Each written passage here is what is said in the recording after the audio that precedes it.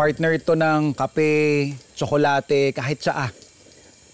Pang merienda, perfect na perfect. Pero naisip niyo na ba kung anong magiging lasa ng isang tinapay, lalong-lalo na ng pinagong sa soup?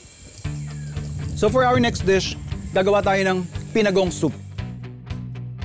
Ito yung magiging base ng ating soup at hahaluan lang natin to ng minced pork tsaka bawang.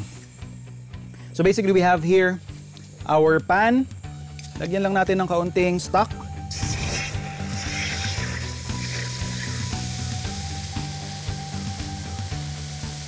Saka natin ilalagay yung ating meat.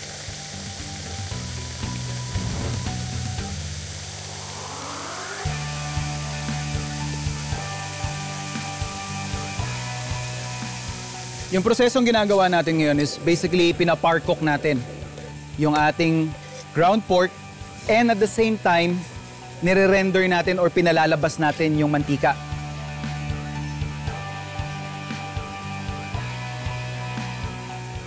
So at this point, nakikita natin medyo lumalabas na yung mantika niya. Perfect time para ilagay na natin yung ating bawang.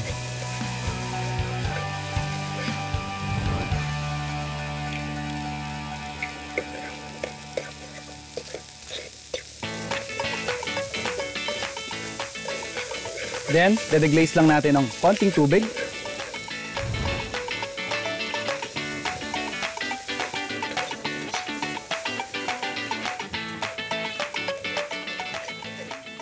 Pira-pirasuhin ang pinagong habang hinahalo sa sabaw.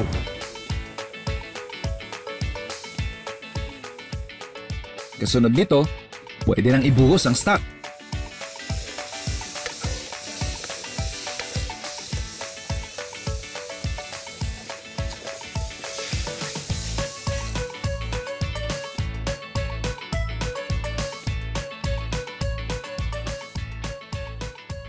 Kung mapapansin niyo, after natin ilagay yung ating pinagong, nagbago yung consistency ng ating sabaw. Naging mas malapot na siya.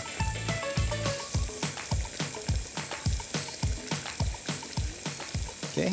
Adjust lang natin yung seasoning. Tignan natin muna. Okay.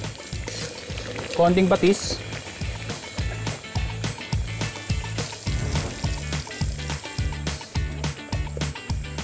Siyempre, paminta.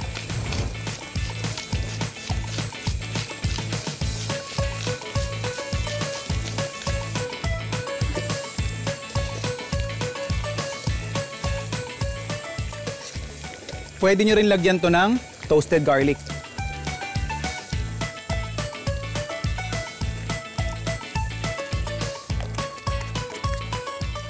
So less than 15 minutes, meron na tayong masarap na sabaw.